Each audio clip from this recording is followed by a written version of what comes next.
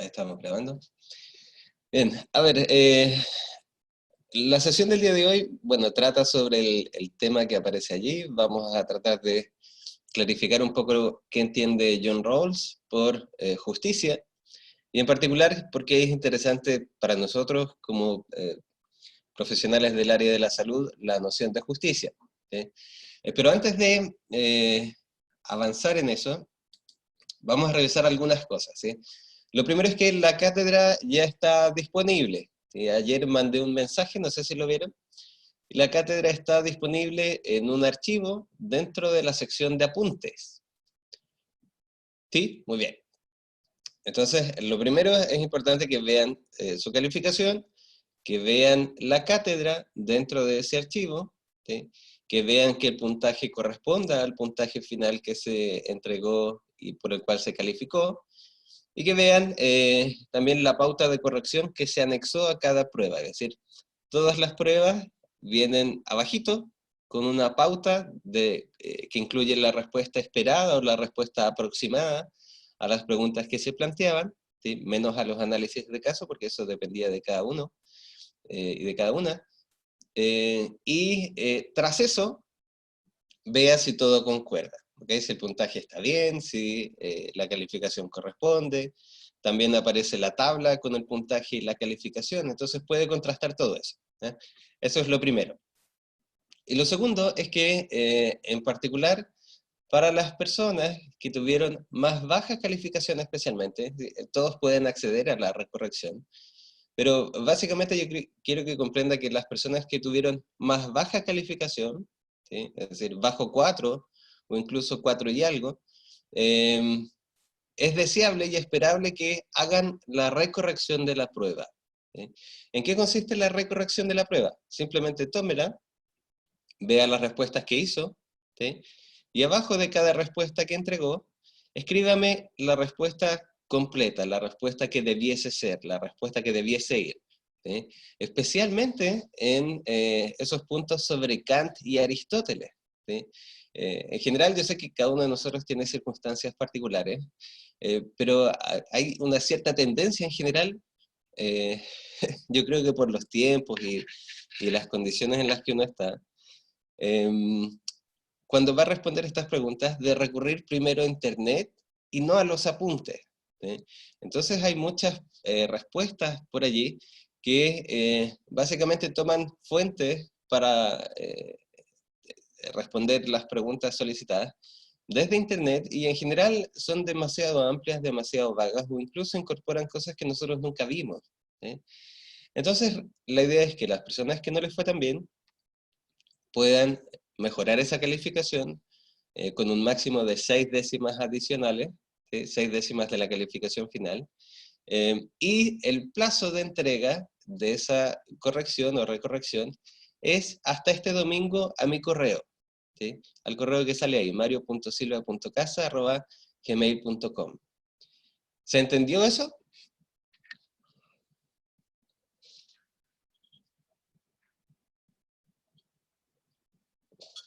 ¿Ya? Muy bien, Melissa me dice que sí. ¿Los demás y las demás?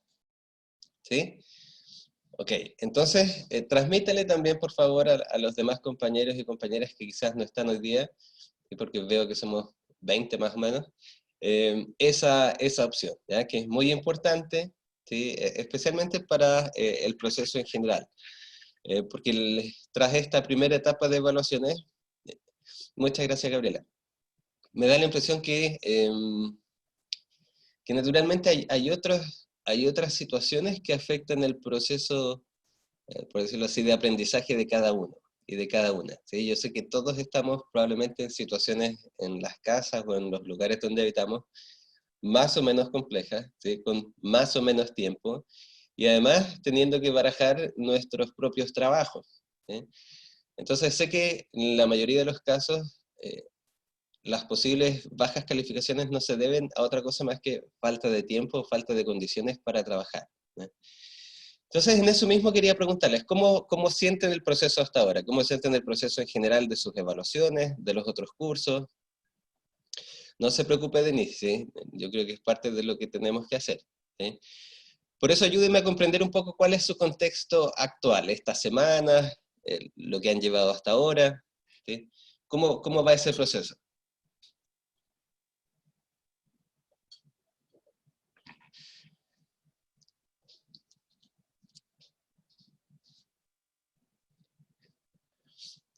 Ya, de acuerdo. Muchas evaluaciones de desarrollo, ¿sí? Me imaginaba que eso es así, porque si uno lo mira desde la perspectiva de los profesores o de las profesoras, hacer evaluaciones de otro tipo es como exponerse a un posible copia, plagio y por lo tanto pierde sentido el instrumento. ¿Eh? Pero espacialmente, laboralmente, ¿sí? Dentro de sus lugares donde habitan, ¿qué tal las condiciones? Ah, ya, de acuerdo. ¿Ven? Eso es muy importante, por ejemplo, visibilizar la situación de conectividad. ¿Sí? En general, para todos esos casos, ¿sí? Yo les he dicho que escríbanme a mi correo, ¿sí? Y ahí podemos ver cómo hacerlo. ¿Sí? Por ejemplo, si no he tenido acceso, ¿sí? al material, a las clases, ¿sí? Y me hace la primera evaluación, claro, naturalmente va a ser más complejo y probablemente no sea realmente una evaluación porque no estoy midiendo aprendizajes desarrollados. ¿Ya? Entonces, esas situaciones, por favor, escríbanmelas a mi correo y podemos ver allí qué hacer. ¿Sí? Quizás una ventaja que tenemos ahora, al menos en este formato, es que yo tengo un poco más de libertad para realizar los procesos de evaluación, ¿sí? Para ordenarlos un poco más, para adecuarlos más a la realidad de todos y todas. Y desde ahí entonces, por favor, escríbame. ¿Ya? Porque como le digo, yo sentí que, muchas gracias, yo sentí que muchas evaluaciones, especialmente las que no les fue tan bien, tenían que ver con condiciones de contexto más eh, que realmente no se haya podido comprender los contenidos que hemos visto. ¿Sí? Entonces escríbame, ¿ya?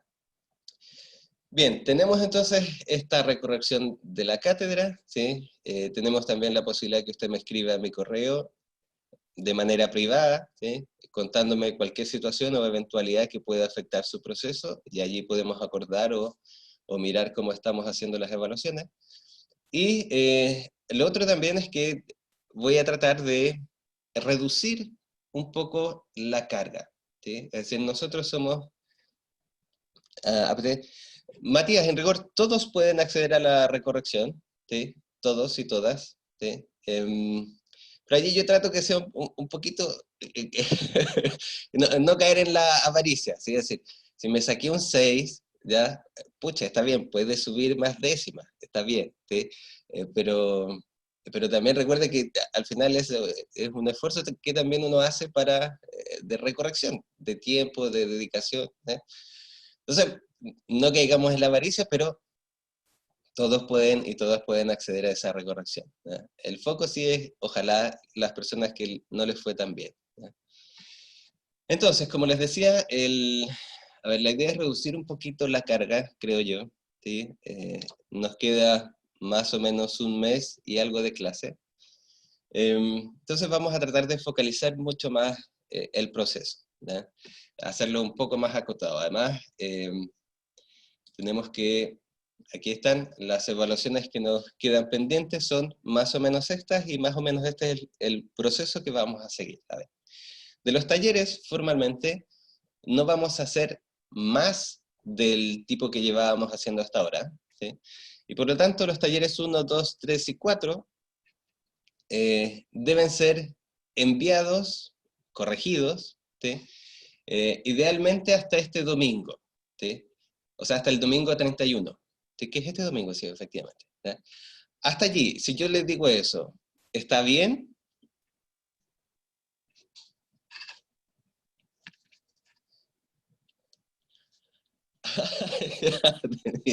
Voy a mirar entonces el taller 4, ¿sí? Yo pensé que, ve como todos nos traspapelamos, yo pensé que ya había subido la corrección de ese taller. Ya, entonces, a ver, voy a mandar la corrección del taller 4 esta semana, ¿ya? Em, entonces, posterguemos esta entrega, pero no quiero que les tope con otras cosas, ¿sí? Posterguemos la entrega del portafolio, sería hasta déjeme ver,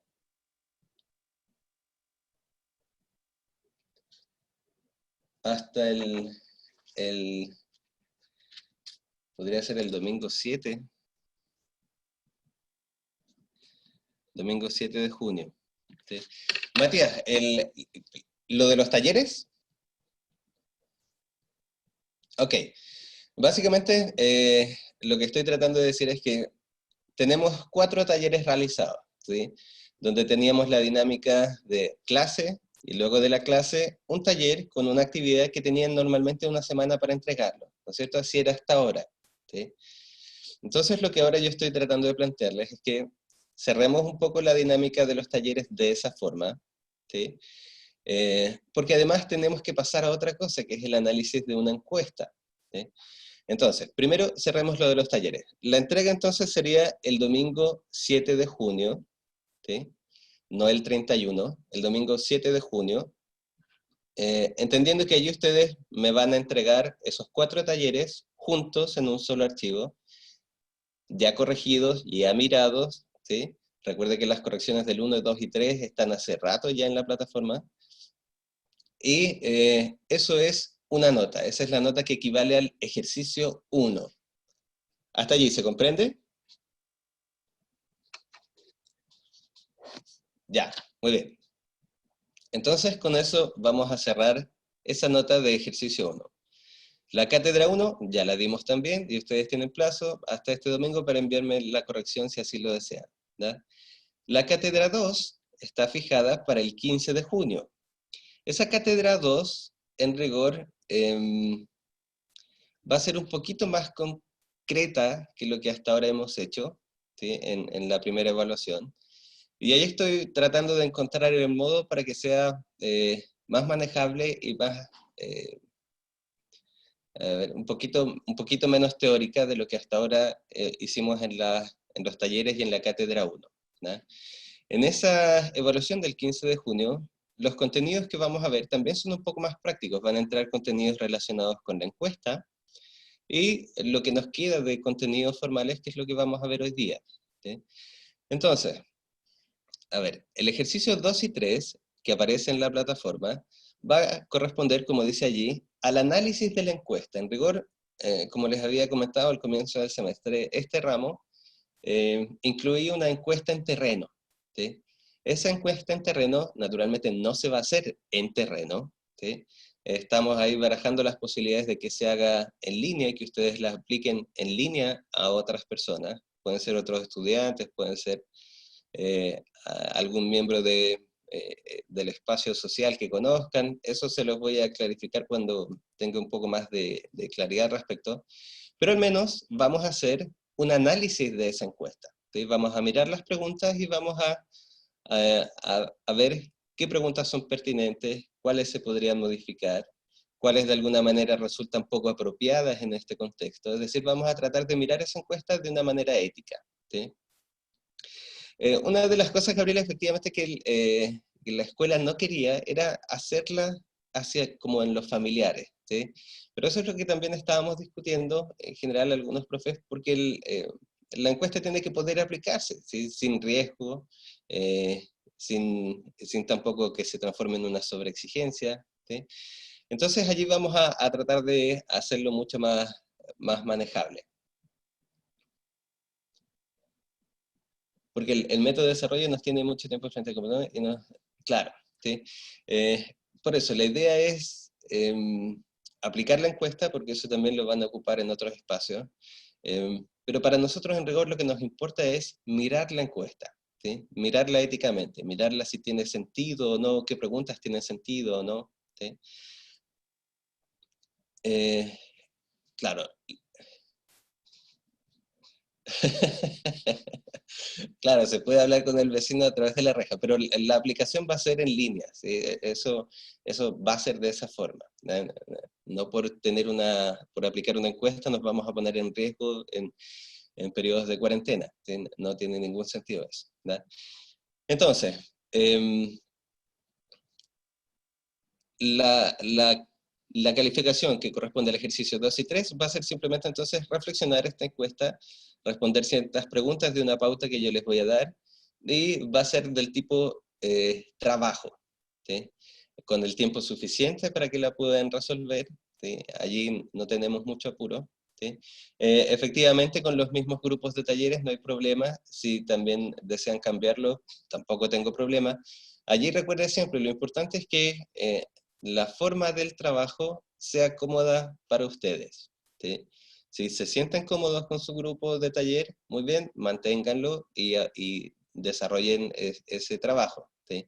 Si sienten que han cambiado sus circunstancias y que quieren hacerla de otra manera, con otro grupo, con otras personas, no tengo problema, ¿sí? Los talleres y el trabajo de talleres que teníamos hasta allí con los grupos, eso ya se cierra entonces y teníamos la entrega el 7 de junio. El ejercicio 2 y 3 va a ser un trabajo diferente, pueden tener un grupo diferente si así lo desean o pueden mantener el mismo, ¿sí? Allí, recuerde lo que les dije, yo prefiero que sientan la libertad y la tranquilidad para elegir la mejor forma para ustedes, ¿ya? Recuerden que los talleres también se corrigen, claro, ustedes son quienes corrigen los talleres a partir de lo que se revisó y lo que se devolvió en las entregas previas que hicieron, ¿ya? Entonces, hasta allí, ¿vamos bien?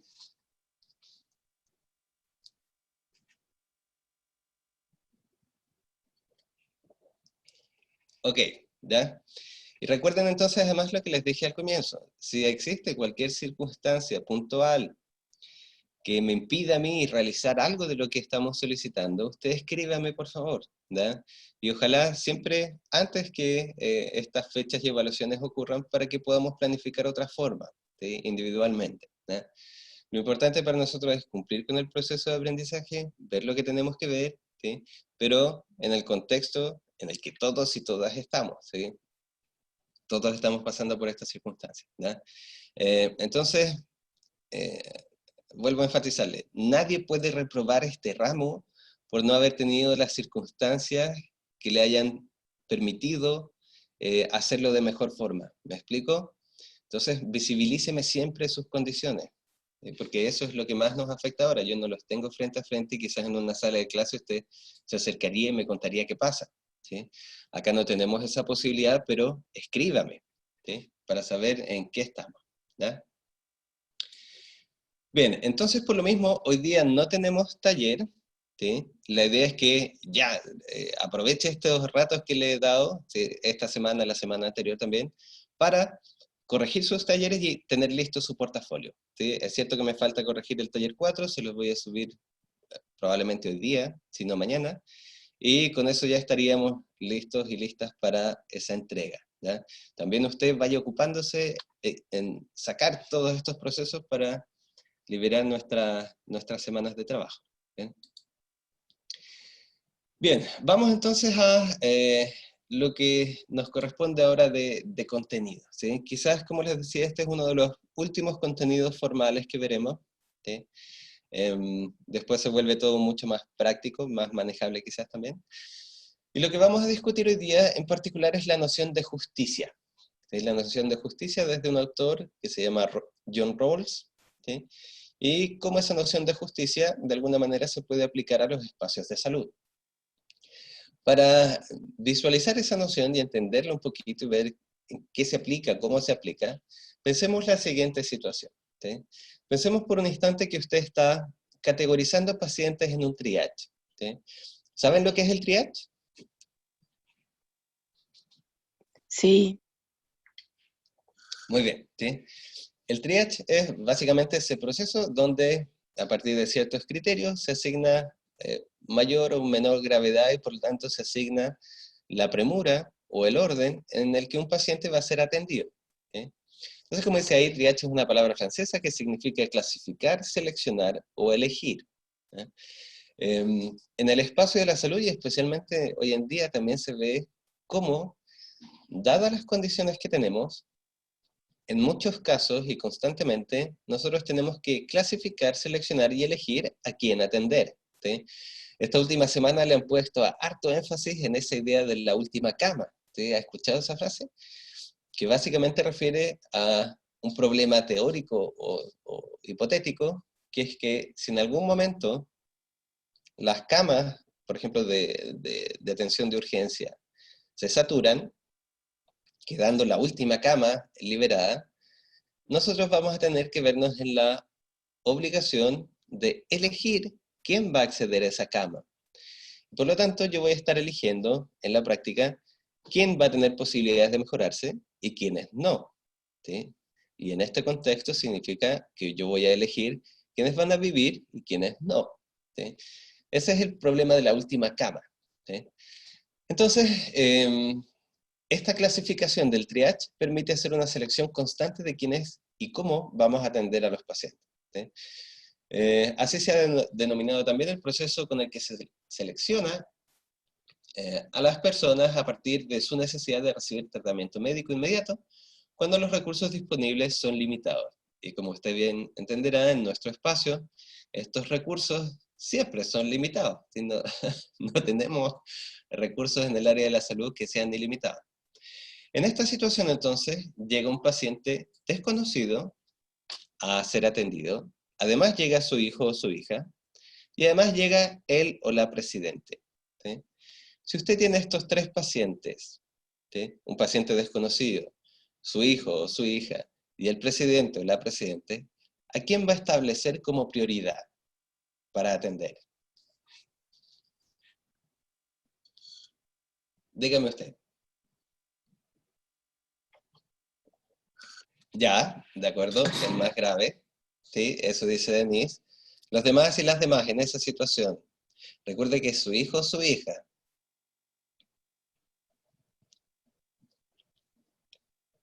Ya, muy bien, Gabriela dice. Ya, Melissa a su hijo, muy bien. ¿Se puede priorizar? ¿Cómo? ¿En qué sentido, Gabriela? ¿Cómo yo voy a No, es priorizar? que se me acortó y era, no se puede priorizar al presidente o al hijo, depende de la gravedad que tenga cada uno. Ya, Eso. de acuerdo. Ajá. Al que necesita la ayuda como urgencia por un tema de prioridad personal, saliéndome de los criterios, iría por su hija, muy bien, sí. Entonces, sí, depende de la gravedad. De acuerdo. Entonces, note lo primero, ¿sí? Cuando nosotros estamos en un proceso de selección, ¿sí? Y de elegir quiénes van a recibir el beneficio de la atención de salud, y por lo tanto quiénes se van a mejorar, ¿sí? No es tan claro, ¿sí? Y no todos vamos a actuar, ni no todas vamos a actuar de la misma manera, ¿sí?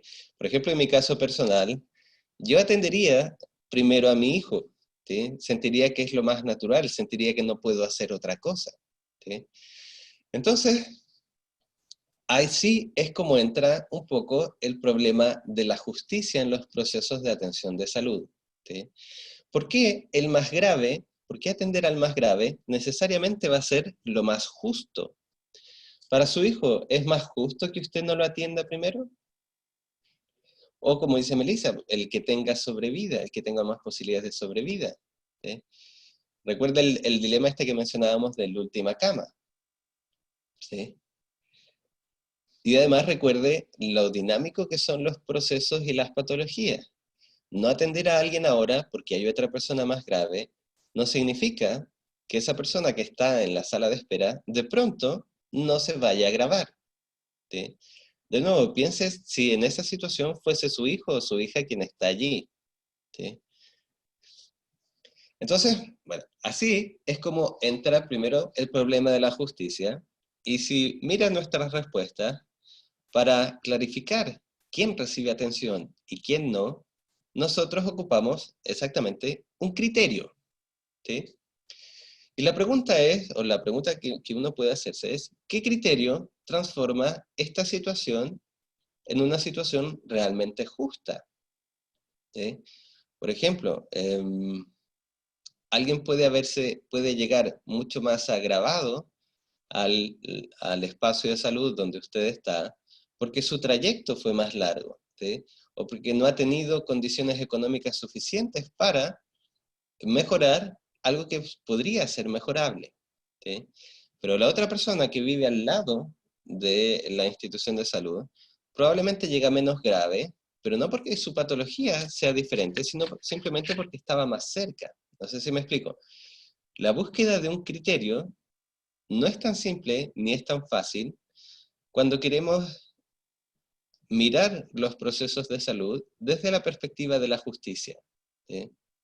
Simplemente decir que atender a la persona más grave es lo más justo, es lo que nosotros estamos acostumbrados a hacer. ¿Sí? Pero si volvemos a mirar el criterio, no parece necesariamente natural que eso sea así. No sé si me explico. Imagínense que el presidente se queda esperando y muere. ¿Sí?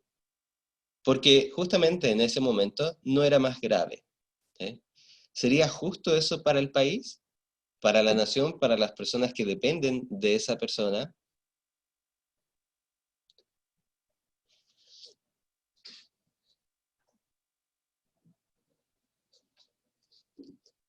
¿Sí? No sé si me explico.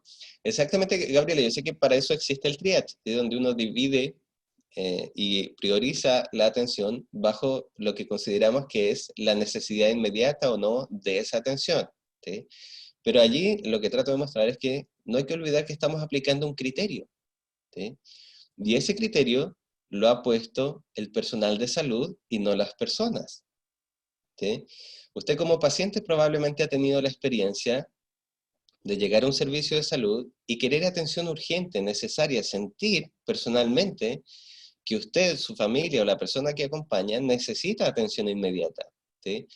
Y desde su perspectiva, usted plantea sus propios criterios para solicitar la atención. ¿Sí? Exactamente, Gabriela. ¿Sí? A todos probablemente hemos tenido y todas hemos tenido esa experiencia de esperar horas para ser atendidos ante una situación que nosotros consideramos que es urgente. ¿Sí? Y que sentimos que constantemente la situación va empeorando, porque además, en el contexto de una urgencia, nosotros vemos cómo llegan otros pacientes igualmente complejos, igualmente graves, ¿sí? Y uno siente que ese propio contexto va a ir empeorando la condición en la que estamos. ¿Sí? Me voy a enfermar más por estar esperando más acá. ¿Sí? Entonces, ese es el problema que hay detrás. ¿Sí? No porque tengamos criterios establecidos en el triage, significa que el problema no existe. ¿Sí? Trato de mostrar que la necesidad de clasificar a las personas es una necesidad real en los sistemas de salud. ¿Sí? Y por lo tanto hay que constantemente estar preguntándose si los criterios que ocupamos para seleccionar a esas personas son realmente los más justos o no. ¿Sí? ¿Bien hasta ahí?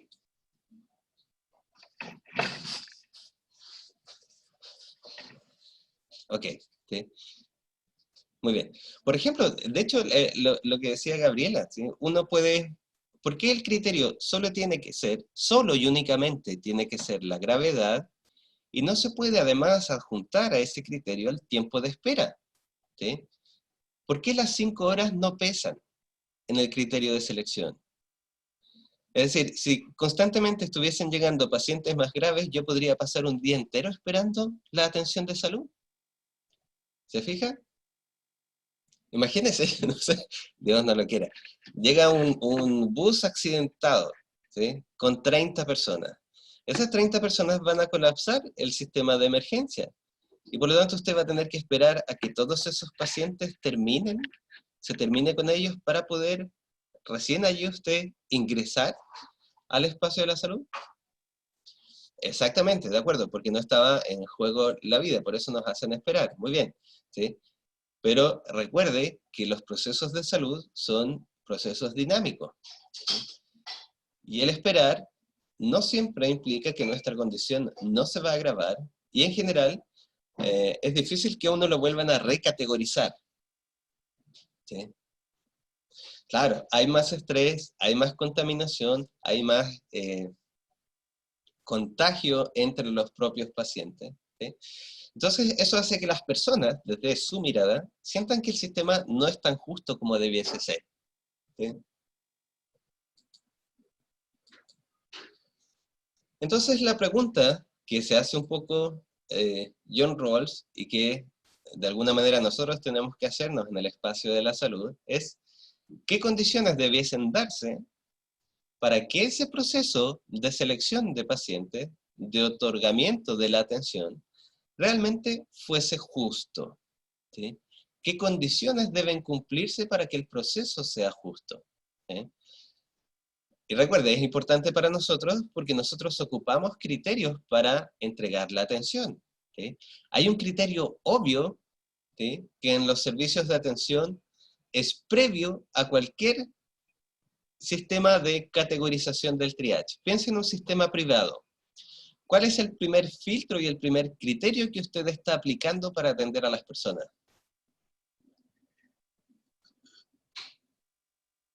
Cuando usted tiene que dirigirse a una urgencia, eso, ¿sí?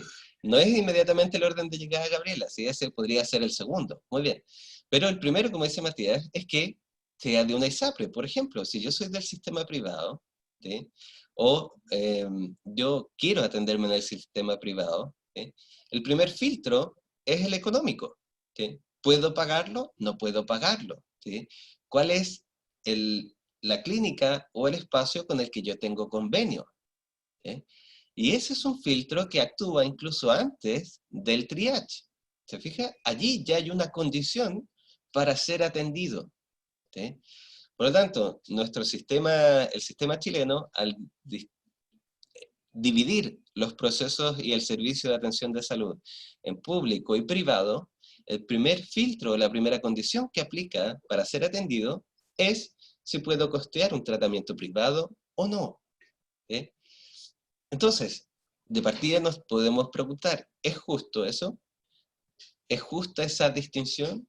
¿Es justo el que los procesos de atención de salud estén condicionados a si puedo pagarlos o no? Claro, ¿ves? Como Matías, muchos de nosotros vamos a pensar que eso no es justo. ¿Sí? Entonces, hacia allá es donde empieza a apuntar John Rawls con su reflexión. ¿Sí? Los procesos y los criterios que ocupamos para otorgar la atención de salud no son solamente los criterios de gravedad, ¿sí?, que son los que se visibilizan en el triage, sino que hay un conjunto adicional de condiciones o criterios que ponemos en juego. ¿Sí? Y se ven especialmente en estos días de pandemia. ¿Sí? Y usted ve cómo, y ha visto en las noticias, cómo las personas naturalmente estamos enfadados o están enfadadas porque no tienen condiciones de igualdad frente a otras personas. ¿Sí? Como decían las personas que se manifestaban el otro día. Usted me dice que me quede en casa. ¿Sí? De acuerdo, pero ¿cómo me voy a quedar en casa si no tengo que comer? ¿Sí? ¿Qué me quiere decir? Mis condiciones no son las mismas del sujeto como yo, por ejemplo, que recibe el sueldo pudiendo trabajar en línea y que tiene las condiciones para trabajar en línea. Entonces, claro, yo como profesor puedo quedarme en casa, pero ellos pueden quedarse en casa. ¿Es justo eso? ¿Sí? Hacia allá apunta entonces John Rawls y su teoría de la justicia. ¿Sí? ¿Qué condiciones debiesen darse para que realmente exista justicia? Dígame, Araceli. Profe, ¿y qué pasaría al respecto de cuando, por ejemplo, en Italia dejaban morir como a la gente de mayor edad y le daban Ajá. prioridad a la gente de menor edad? Claro.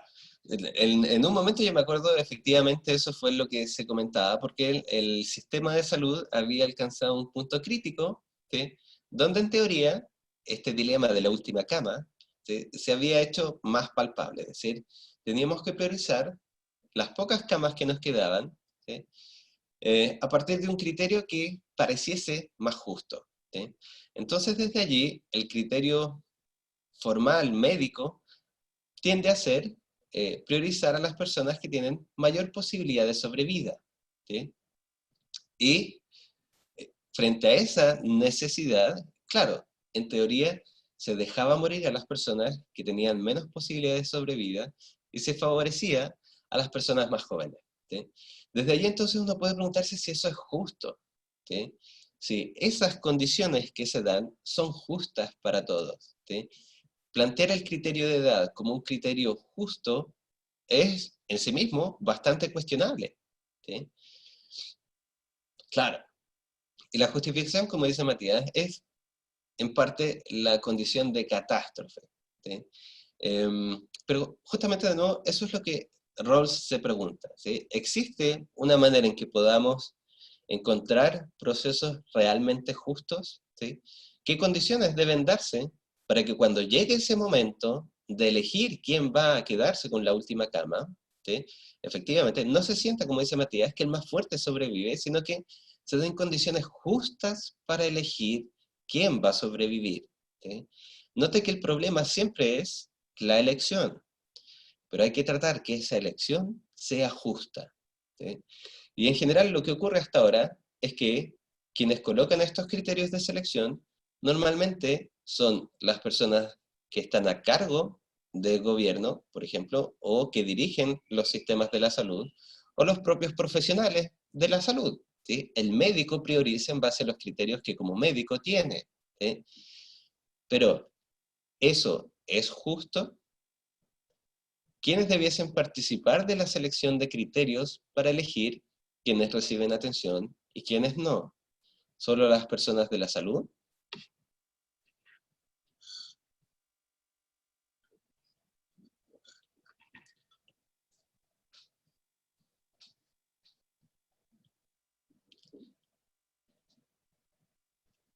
De acuerdo, exactamente, Gabriela. Entonces, lo primero que hay que reconocer es la dificultad del problema, ¿sí? Porque, como dice usted, todos opinamos diferentes porque todos valoramos aspectos diferentes, ¿sí? Alguien podría decir, como dice Matías, que tenga mayor conocimiento del contexto, pero veámoslo así. ¿Quién conoce el contexto? Por ejemplo, la familia siempre va a querer, como dice Gabriela, probablemente que salven a su familiar. ¿Por qué? Porque conocen a su familiar. Saben lo buena persona que es, saben quienes dependen de ese familiar, ¿sí? Saben los afectos que tienen y que involucra ese familiar y sabe la realidad del familiar. El médico, ¿qué es lo que sabe? Sabe de las patologías, sabe de las posibilidades o probabilidades de sobrevida según la patología. Sabe también del contexto, ¿sí? Entonces, allí, lo que empieza a mostrar John Rawls es que justamente, si queremos elegir criterios justos, como hemos venido diciendo en todo este ramo de ética, lo primero es reconocer quiénes deben participar de la selección de esos criterios. Y da la impresión que lo justo sería que no solo el médico participara del proceso de selección, sino además la familia y los involucrados, ¿sí?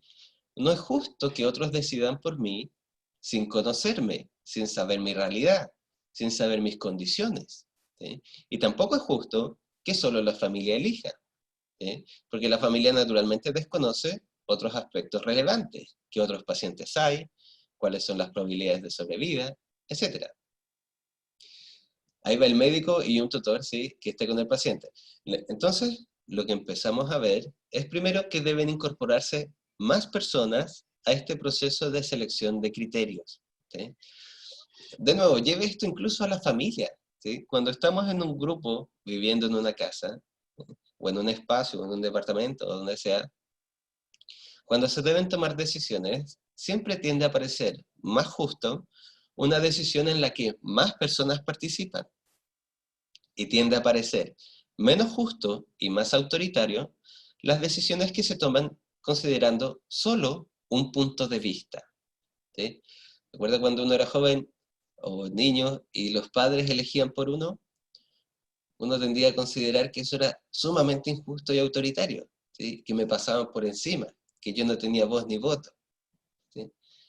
Entonces, hacia allá vamos, ¿sí?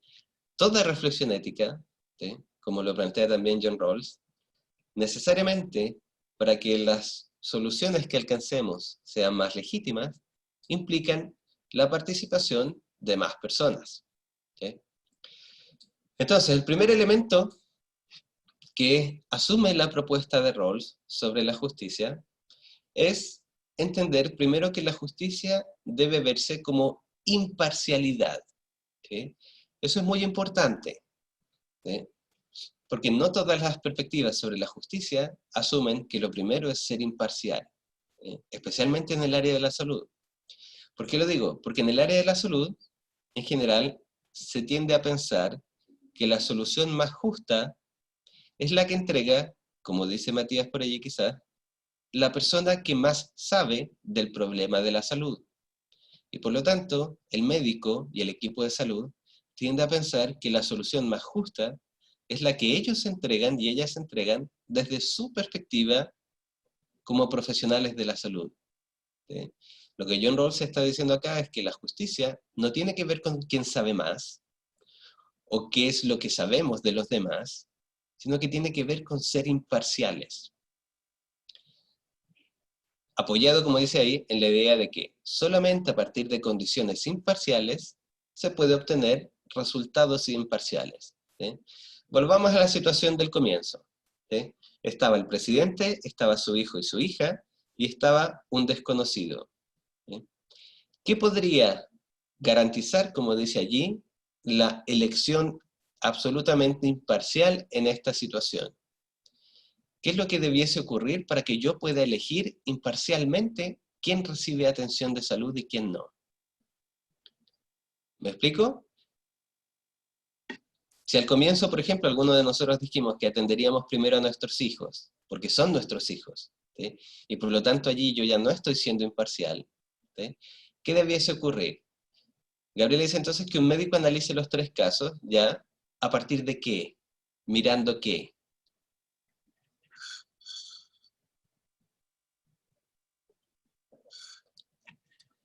Los síntomas y la gravedad. ¿Y algo más o nada más?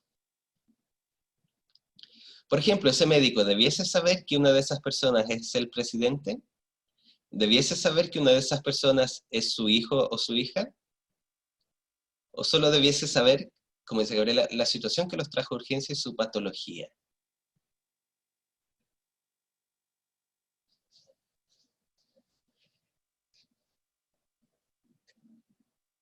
Claro, ¿se ve? Entonces, una de las primeras cosas que John Rawls va a decir es que para que podamos tomar decisiones, eso, muy bien, como dice Gabriela, porque si sabe quién es, involuntariamente toma el que tiene más poder, ¿sí? No debiese conocer quiénes son los otros, porque si no, efectivamente, como dice Nadia, se va a sentir presionado, ¿sí? Naturalmente, si yo sé que uno de esos pacientes es mi hijo, yo inmediatamente voy a tender a tomar una decisión, ¿sí? Voy a tener una tendencia a mirar a mi hijo, porque mi hijo me importa, ¿sí? No es que no me importe el presidente, pero mi hijo me importa más porque es cercano a mí, ¿sí? Entonces, como usted bien ve, ¿sí? Lo primero que John Rawls dice es que la condición que debe darse necesariamente para garantizar la imparcialidad en los procesos de selección es que nosotros no sepamos quiénes son esos otros. En el caso en el que nosotros estábamos viendo, yo tengo que ignorar que uno de ellos es el presidente, tengo que ignorar que uno de ellos es mi hijo, y tengo que ignorar cualquier otra condición que me impida la imparcialidad en la toma de decisiones, ¿sí? Es bastante difícil en rigor lo que John Rawls propone, ¿sí? Porque nos está diciendo que para ser justos hay que ser absolutamente imparciales, ¿sí? Cuando usted va a regalar a sus hijos, supongamos que tiene 2 o 3 hijos, ¿sí? ¿Puede ser absolutamente imparcial? Claro, Gabriela me dice, igual hay un principio que los médicos no pueden atender a sus familiares porque no es ético. Ah, efectivamente, ¿sí? Eso es lo que debiese ocurrir para garantizar la imparcialidad. Pero en la práctica usted puede ver cómo, naturalmente, si yo, por ejemplo, mi hermana es doctora, ¿sí? Si yo me siento enfermo, ¿sí? Si de alguna manera siento que algo me ocurre, especialmente en estos días, voy a recurrir a mi hermana, ¿sí? Y probablemente mi hermana me dé cierta prioridad, ¿sí? Por ejemplo, incluso puede que me mande una receta a través de un medio digital más rápido de lo que va a atender un paciente en la clínica en la que trabaja, ¿sí? Eso, para John Rawls y para nosotros probablemente no es justo, ¿sí? Porque no estamos garantizando condiciones de imparcialidad, ¿sí? Entonces, lo que John Rawls está tratando de mostrar es que existe lo que llamó una posición original, ¿sí? Nosotros como profesionales de la salud debemos tratar y esforzarnos, porque fíjese que hay un esfuerzo que uno tiene que hacer, por alcanzar esta posición original donde somos capaces de actuar imparcialmente, ¿sí? Generar las condiciones para que podamos actuar imparcialmente, ¿sí? Me acuerdo en algunos espacios de la salud, por ejemplo, cuando llega una persona que está condenada o privada de libertad o en una causa penal, normalmente llega, por ejemplo, con carabineros. ¿Sí? Y inmediatamente empieza un comentario de qué es lo que trae a su sujeto, por qué viene acá, ¿sí? Por qué están los carabineros con ellos. ¿Sí? Y cuando usted empieza a enterarse del delito que cometió esa persona, la pregunta es, ¿puede entregar una atención imparcial?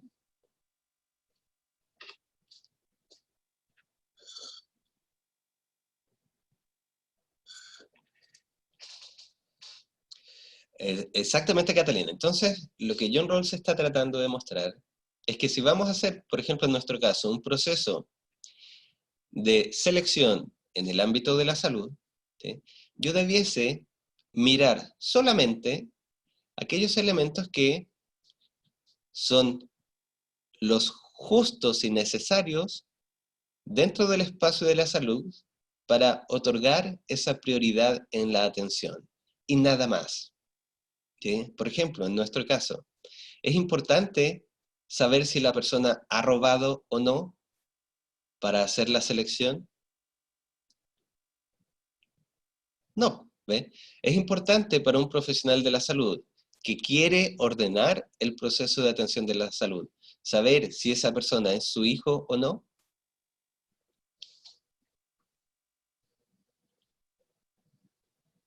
No, pues, ¿ve? No debería.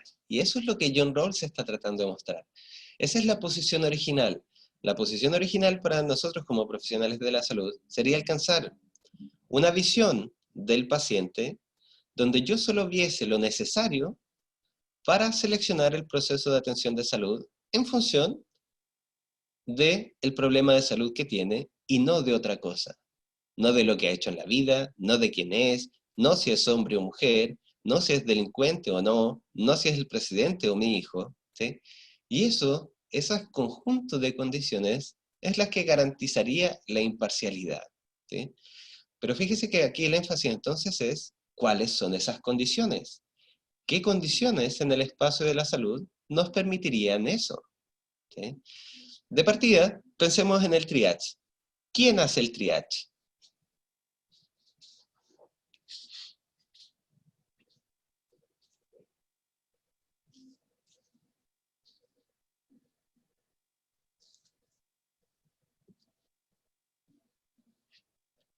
¿Lo hace una máquina? ¿Lo hace una persona? ¿Quién? ¿De acuerdo? Lo hacen todos los servicios de salud, todo el sistema de salud, ¿sí? Muy bien.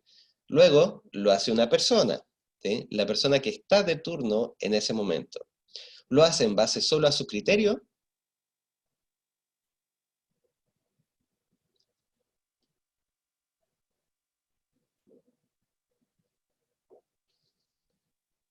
¿Qué ocupa para categorizar? Eso, un conjunto de normas, un conjunto de protocolos que están dados. Es decir, la persona no es quien realiza la selección. En rigor, la persona operatiza, realiza lo que está estipulado en los protocolos. Es decir, en el proceso del triage, la persona debiese invisibilizarse a sí misma, invisibilizar sus valores, invisibilizar su mirada del otro y de la otra, y observar solamente lo que el protocolo establece. ¿Se fija? Si esa persona es capaz de aplicar eso, si realmente es capaz de ignorar sus valores, de ignorar su mirada sobre el otro, entonces estaría alcanzando esas condiciones que aseguran la imparcialidad. ¿Sí? Pero ¿por qué digo que en general es difícil? Porque primero aquí hay una persona, ¿sí? Una persona haciendo la selección. Y esa persona puede, en algún punto, por ejemplo, si ve una abuelita, sentir una tendencia a apoyar a esa abuelita. Y como es una sola persona, no hay nadie que la corrija, no hay nadie que la ayude a centrarse en los criterios. Si llega su hijo, fíjese el esfuerzo que le va a pedir a esa persona.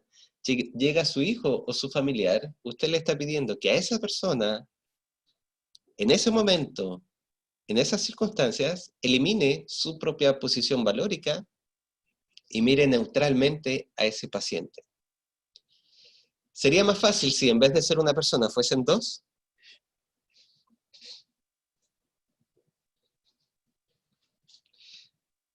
exactamente, como dice Gabriela, la dificultad está en que somos seres humanos, como hemos visto en el curso, somos seres que tendemos a actuar desde lo que creemos que es correcto, desde lo que nosotros consideramos como nuestros valores, y desde ahí el esfuerzo que se nos pide es enorme.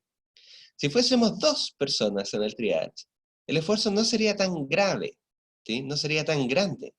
Porque cuando usted ve llegar a su hijo, ¿qué debiese hacer si son 2 personas en el triage?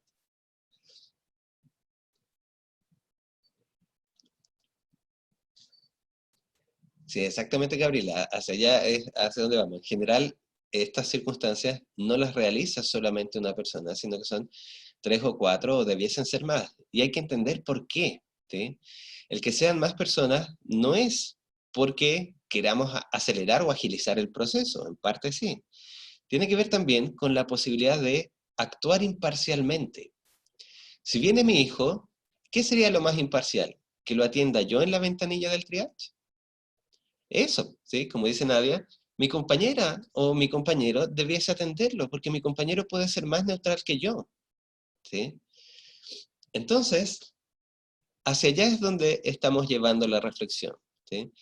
Esas son las condiciones que deben asegurar imparcialidad, ¿sí? En los procesos de salud nosotros debemos asegurar condiciones que nos permitan ser imparciales, ¿sí? Si estoy solo en el triage, obviamente que no voy a ser imparcial de una u otra forma. Pero si hay 2 o 3 compañeros conmigo, las condiciones o las posibilidades de ser imparcial aumentan, ¿sí? Entonces, como dice ahí, la imparcialidad, a la cual él llama posición original, se garantiza por un velo de ignorancia, que impide a los participantes del acuerdo observar y tener los conocimientos particulares, entre ellos los relacionados con su propia identidad y con la sociedad a la cual pertenecen. Es decir, la palabra que él utiliza aquí es el velo de la ignorancia. Nosotros tenemos que tratar de ser ignorantes con respecto a todo aquello que pueda poner en riesgo nuestra imparcialidad, ¿sí? Incluso lo ideal, si uno lo lleva al extremo, sería no mirar al paciente, ¿sí? Simplemente, fíjese también cómo se va despersonalizando un poco el asunto, ¿sí? Pero, si yo se los pregunto de esta manera, ¿qué sería más imparcial? ¿Categorizar en base a un listado de síntomas en una hoja de papel y seleccionar a 2 pacientes en función de lo que la hoja de papel dice? ¿O categorizar mirando a esos 2 pacientes y eligiendo desde allí qué síntomas debiesen ser prioritarios o no? ¿Qué condiciones asegurarían mayor imparcialidad? ¿La primera, donde yo no veo al paciente, solo veo los síntomas? ¿O la segunda, donde los veo? ¿Lo ve? Efectivamente, si uno mira lo que John Rawls dice, en la práctica, el papel incluso, ¿sí?, asegura mayor imparcialidad que el tener al sujeto al frente, ¿sí? Por eso es que a veces el sistema, desde la perspectiva de las personas, parece tan deshumanizado, ¿sí? Yo puedo estar llorándole a la persona que está ahí en el triage, porque me siento desesperado para obtener atención para mi hijo, ¿sí? Pero ese llanto, a mí como persona que está realizando el triage, me va a afectar, ¿sí? Entonces, ¿qué asegura la imparcialidad? El papel que dice que esto es primero que esto otro, que esto es más grave que esto otro. Entonces, cuando yo le respondo al paciente que está llorando que no puedo hacer otra cosa porque el protocolo lo clasifica de esa manera, usted como paciente que está llorando, ¿qué va a sentir? ¿Qué va a pensar de mí?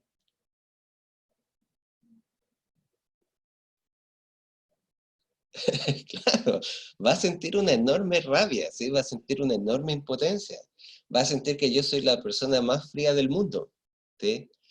Pero la justicia, como la entiende John Rawls, no tiene que ver en ese sentido con las emociones, sino que tiene que ver con asegurar esta imparcialidad. ¿Lo ve?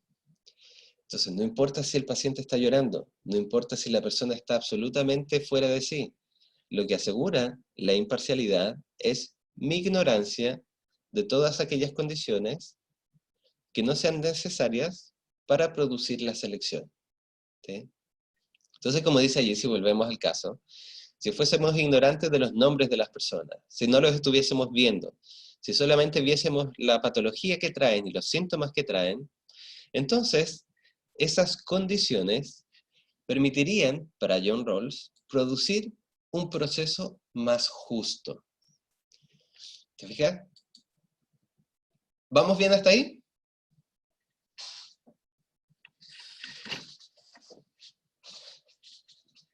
Ok.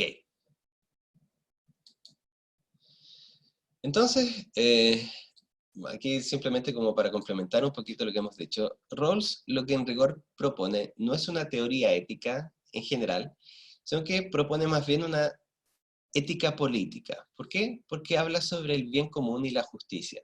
¿Sí? Cuando hablamos de justicia en general, tendemos a salir del campo de la ética y entrar al de la política, es decir, aquello que afecta al bien común. ¿Sí? Por eso todas las decisiones que hoy en día se toman en torno al COVID-19 y nuestras condiciones de vida, son decisiones políticas, no porque las tomen políticos que pertenecen a algún partido, sino que son decisiones políticas porque afectan el bien común, la vida en común. ¿Sí? Entonces, cuando usted está haciendo un proceso de selección de pacientes, no solamente es una decisión ética, porque se basa en ciertos criterios, sino que además es una decisión política porque está construyendo una forma de vida que afecta el bien común y el orden social. ¿Sí? Entonces, la propuesta de John Rawls es una propuesta de la justicia entendida como equidad o imparcialidad. Recuerde esa palabra, equidad, ¿sí? Es decir, que todos tengamos las mismas condiciones. A eso se refiere equidad, tener las mismas condiciones que cualquier otro. ¿Sí?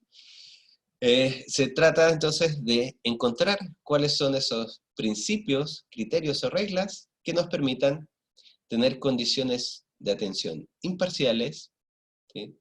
Y justas en los procesos de atención de salud. ¿Sí? Por lo tanto, el segundo punto se vuelve relevante. Si se fija, el foco ya no es tanto qué es lo que usted como profesional de la salud cree, piensa o valora, sino que el foco se centra ahora en cuáles son las condiciones que las instituciones de salud, que las estructuras de salud, que los hospitales públicos, que la red asistencial debe generar para producir esa equidad o imparcialidad. ¿Me explico con esto último? Cuando decíamos, por ejemplo, ¿cuántas personas tiene que haber un triage para que la situación de selección sea justa? ¿Sí? Y decíamos 2, 3, 4 o 5, ¿de quién depende poner esas condiciones? ¿De usted como profesional que trabaja allí?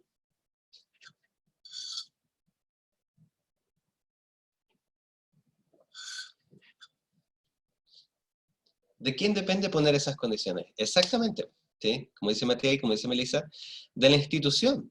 La institución es la que debe generar esas condiciones, no el profesional. El profesional las puede exigir, pero son condiciones que las instituciones y la estructura debe cumplir. ¿Te fijas? Entonces eso es lo interesante de la problemática ética y política que plantea John Rawls, porque muestra que para vivir justamente no es solamente necesario el esfuerzo personal por ser imparcial, sino que se necesita un esfuerzo institucional y estructural para producir esa imparcialidad.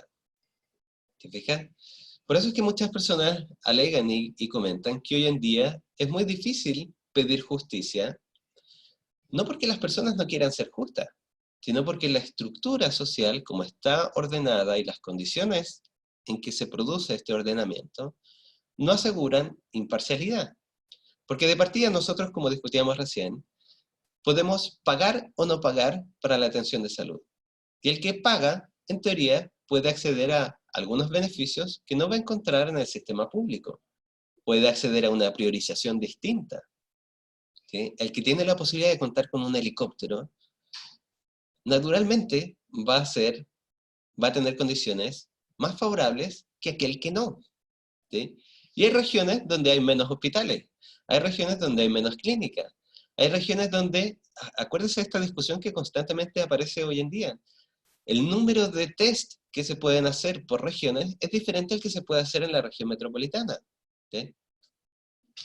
En la clínica que antiguamente trabajaba, los dolores de guata entraban por C3, que esa, Matías, sería la categorización del triage más baja, por decirlo así, más alta. Claro, ¿se fija? ¿Ya? Y eso aseguraba que igual entraban, ¿sí? Eso es lo que me quiere decir, que aún teniendo la categorización más baja, igual entraban. Exactamente, ¿sí?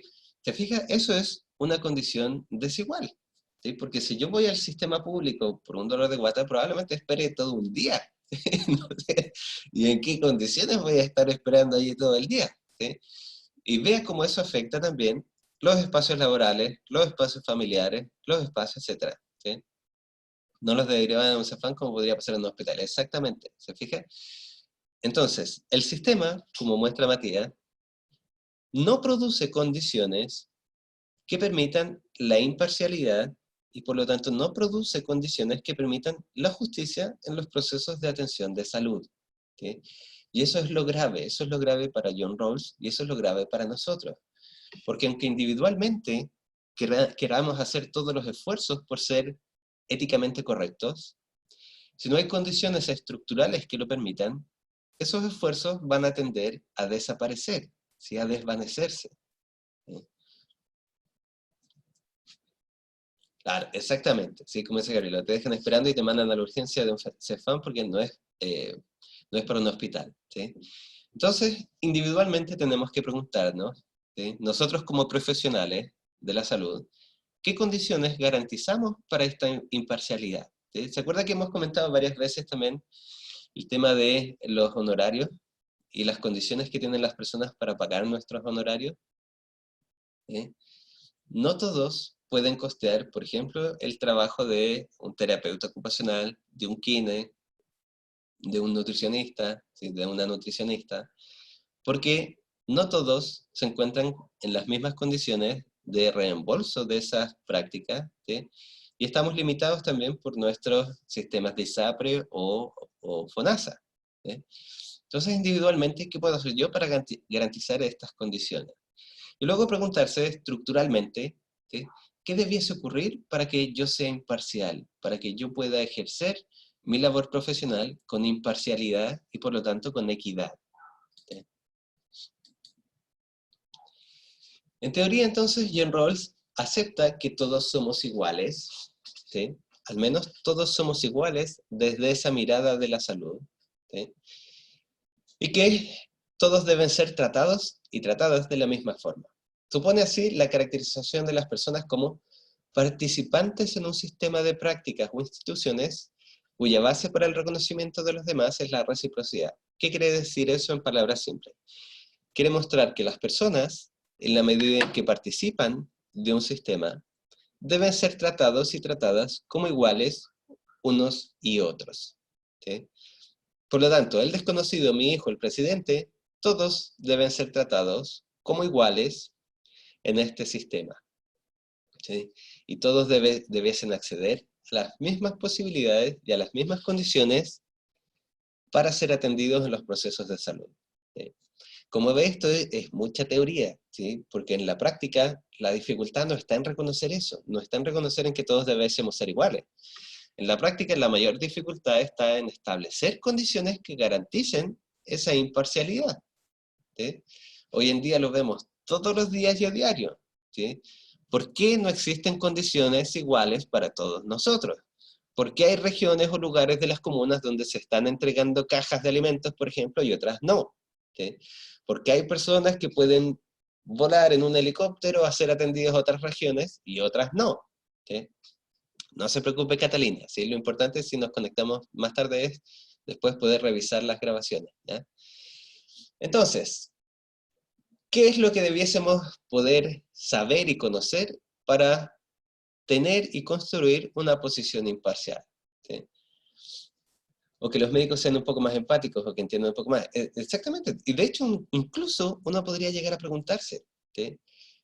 El que ciertas personas sean atendidas por profesionales que han sido formados de una determinada manera y otras personas sean atendidas por profesionales que tienen otras competencias o han sido formados de otra manera, puede ser injusto. ¿Sí? ¿Se acuerda? A propósito, me acordé, igual es puro prejuicio, pero ¿se acuerda cuando llegaron las grandes oleadas de médicos y profesionales de la salud extranjeros a nuestro país y comenzaron a ser validados para que pudiesen ejercer su práctica profesional en nuestro país? No se preocupe, Pía, ¿sí? No se preocupe.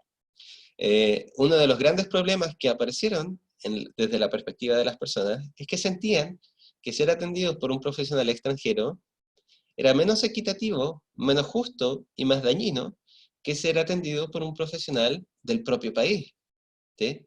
Exactamente, empezaron a sentir que era menos calidad, que no los entendían, que etcétera. ¿Sí? Entonces, incluso a ese extremo, uno podría preguntarse qué condiciones debiesen darse para que el proceso sea más justo. ¿Sí? Debería incluso distribuirse a los equipos de la salud de manera justa entre todas las instituciones. ¿Sí? No porque paguen mejor, por ejemplo, en la clínica X, y por lo tanto, como pagan mejor, van a tener a los mejores profesionales, eso va a ser justo. ¿Sí?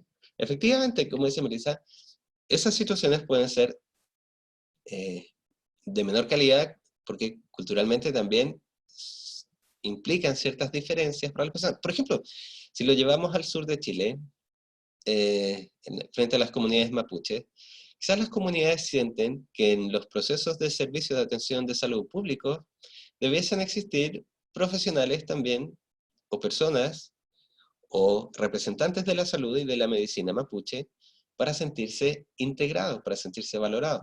¿Sí? Entonces, como centrando un poco esta discusión, ¿qué condiciones deben darse para producir selecciones imparciales? Primero, las personas que van a realizar la selección deben conocer todo aquello importante para producir la selección. Se lo traduzco a nuestro espacio. Lo primero que debiese saber una persona, un profesional del área de la salud, para producir una elección imparcial, es los criterios de salud, por ejemplo, que va a aplicar. ¿Sí? ¿Qué tipos de patología existen? ¿Cuáles patologías son más graves que otras? ¿O qué condiciones, ¿sí?, de vida de una persona son más importantes que otras? ¿Me explico con el primer punto? Eso es lo primero que deberíamos saber.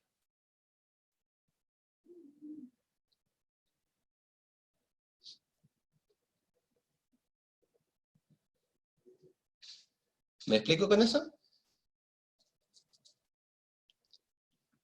Ya, muy bien. Lo segundo es saber y comprender que todos debemos participar, todos los que vamos a realizar el proceso de selección, debemos participar del debate o la discusión sobre cuáles van a ser las reglas que vamos a aplicar, ¿sí?, y cuáles no. Es decir, todo el personal de la salud que forma parte del proceso de selección debiese comprender y participar de la discusión sobre qué reglas son importantes aplicar para la selección y cuáles no. No solo el médico, por decirlo así. ¿Sí? Todos los otros representantes deben participar del proceso de la discusión porque desde esa diversidad de perspectivas se generan los criterios necesarios o importantes para realizar la selección. ¿Sí? Es decir, el primer criterio es conocer los elementos que yo voy a utilizar para realizar la selección. El segundo criterio es participar junto a otras personas del proceso de discusión de estos criterios.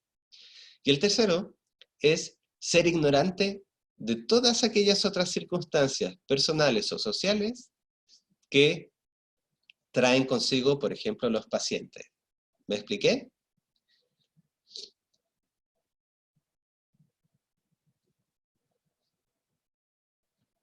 Muy bien. Y en teoría, si se pueden dar esas tres circunstancias, si se pueden dar esos tres requisitos, nosotros podríamos garantizar lo mejor posible reglas y procedimientos imparciales que puedan ser llamados justos en los procesos de atención de salud. ¿Sí? Entonces, la propuesta de John Rawls es más o menos esa. ¿Sí? Básicamente, como usted ve, lo importante para nosotros de esta propuesta es que muestra que la justicia no tiene que ver solamente con los profesionales de la salud, sino que tiene que ver con las instituciones y con las estructuras y las posibilidades que tienen esas estructuras e instituciones para garantizar la imparcialidad en los procesos de atención de salud. ¿Sí? Y si nosotros queremos construir un ejercicio profesional más justo, tenemos que también contribuir a que las instituciones generen condiciones de mayor imparcialidad en los procesos de atención de salud. ¿Sí? Por ejemplo, las clínicas privadas podrían tener un cupo, ¿sí?, de atención estrictamente obligatorio y necesario, ¿sí?, para personas que no pueden costear esas clínicas. ¿Sí? ¿Me explico con esa idea?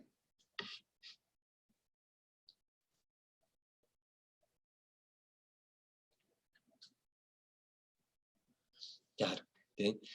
Uno como profesional podría pensar, por ejemplo, que también tiene que darse a sí mismo un cupo. Es decir, por ejemplo, Gabriela, si yo sé que, como, por decir cualquier cosa, terapeuta ocupacional, el costo de mis servicios es 50.000 pesos, por decir cualquier cosa. ¿Sí? Entonces yo sé que va a haber cierta cantidad de personas que van a poder pagar esos 50.000 pesos y otra cantidad de personas que no. Entonces, si yo quiero producir condiciones de mayor imparcialidad, algo que podría hacer es, efectivamente, atender a quienes pueden costear 50.000 pesos de atención, pero también dejar una cuota mensual de atención a personas que no pueden pagar esos 50.000 pesos. ¿Sí?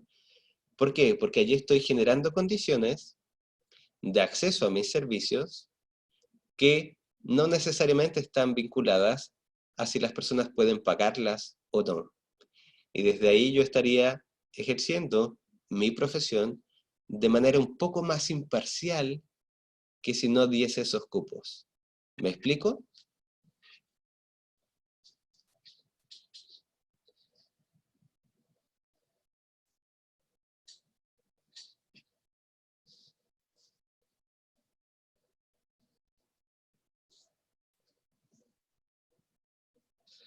Muy bien, ¿sí? Por ejemplo, yo como profesor podría dar clases no solamente en universidades privadas que pudiesen pagarme, sino también podría dar clases regularmente a la semana en universidades abiertas o gratuitas. ¿Sí? Y así yo aseguro un porcentaje de imparcialidad en mi entrega de, por decirlo así, de servicios profesionales. ¿Sí? Entonces nosotros individualmente y profesionalmente debemos tratar de ir buscando esta forma de generar condiciones de mayor imparcialidad. ¿Sí?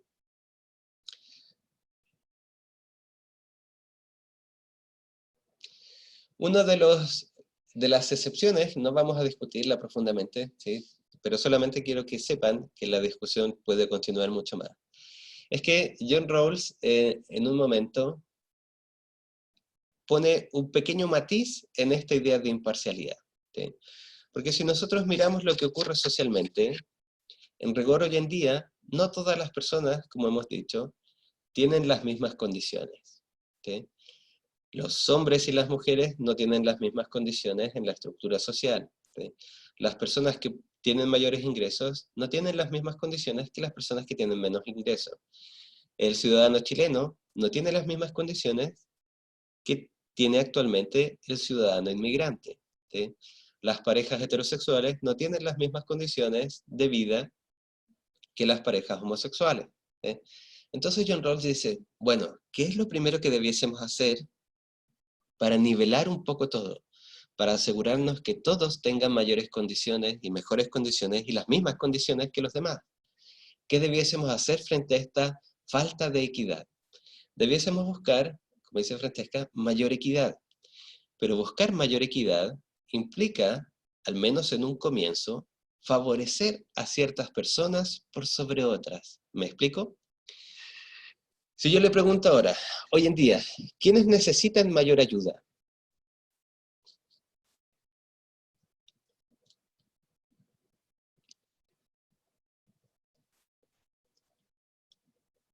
Eso, ¿sí? Como dice Gabriela, por ejemplo, hoy en día las personas que sufren más y que necesitan más ayuda son las personas con menos recursos. Entonces, se da algo que puede ser absurdo o paradójico desde la mirada de Rawls.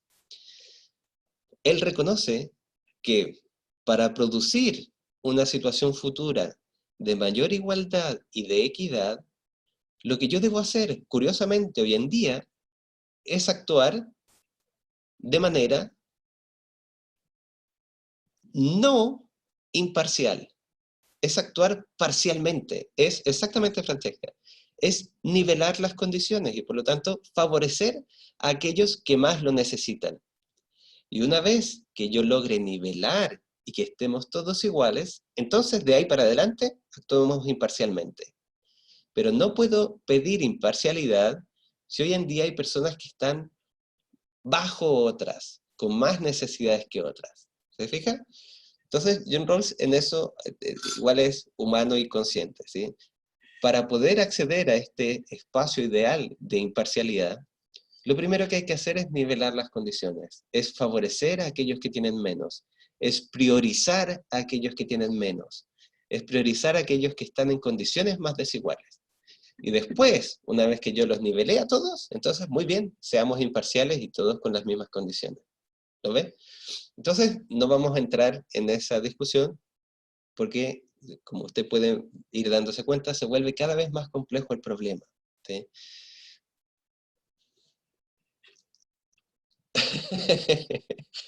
Claro, como dice Francesca, hay que nivelar las condiciones. Por ejemplo, el presidente se puede atender en el sistema privado que está en el sistema público, ¿sí?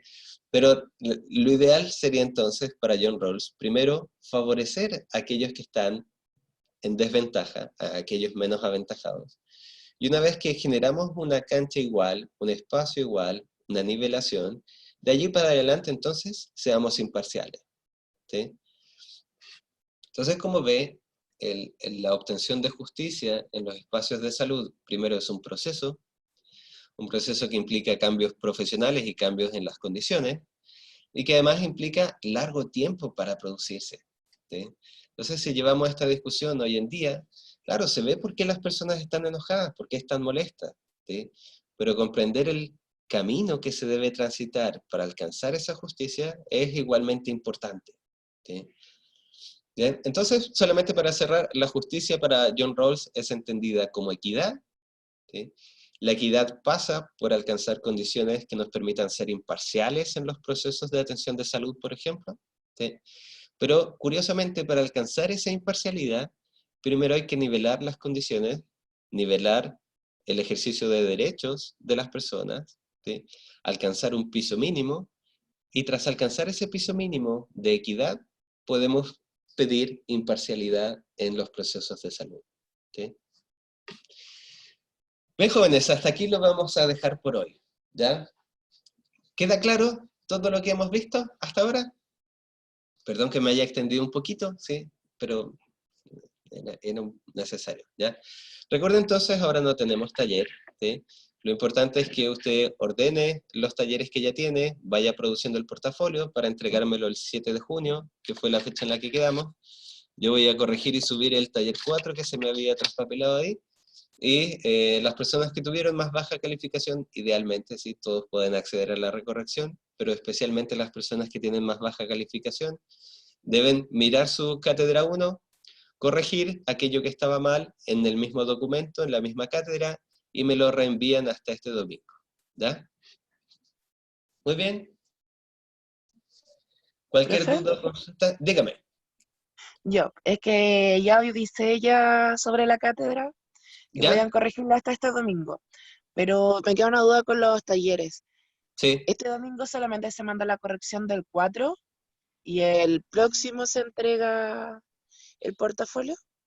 No, no, el próximo domingo 7 de junio se manda el portafolio completo, me lo mandan a mí, y yo voy a ¿Ya? tratar esta semana, ojalá hoy día o mañana, de subir a la plataforma el taller 4 corregido, ya para que lo puedan incorporar al portafolio ya completito. Ah, ya, entonces este domingo solamente para cátedra, no nada Sí, por taller. nada porque, Ah, ya, sí, sí. sí. Y Eso todo era se para saber. envía a mi correo, ¿sí? mario.silva.casa@gmail.com. Sí, Catalina, todos pueden corregir y todas pueden corregir la cátedra, ¿ya? No hay problema en eso. ¿Sí? Pero idealmente, idealmente, y especialmente a aquellas personas que les fue más mal, ¿ya? ¿Bien? Profe, hola, para que me quede claro, seguramente ya lo Sí, preguntaron. sí. En el portafolio, ¿solamente hay que entregar los trabajos? ¿Nada más que, que eso? ¿O hay que entregar alguna otra cosa?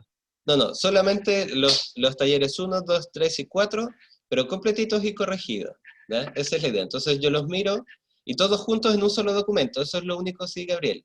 Todos en un Ah, solo ya, documento, todo, porque yo los ¿ya? tengo en una carpeta. No Eso, le muy puedo bien. sacar, tengo el No, David. no, en un solo documento porque si no me va a quedar ahí Ah, ya, el desorden general, ¿ya? Y ya está allí bien, yo lo gracias. corrijo y lo califico. Ya, gracias, profe. Ya, ustedes. Bien. Cualquier cosa entonces, cualquier duda me escriben al correo, ¿ya? Cualquier circunstancia particular también, como les comenté al comienzo, coméntenmela y ahí vemos qué podemos hacer, ¿sí? Recuerden que esa quizás es una de las prioridades también en este semestre tan extraño que hemos tenido, ¿ya? Dígame, Nicole.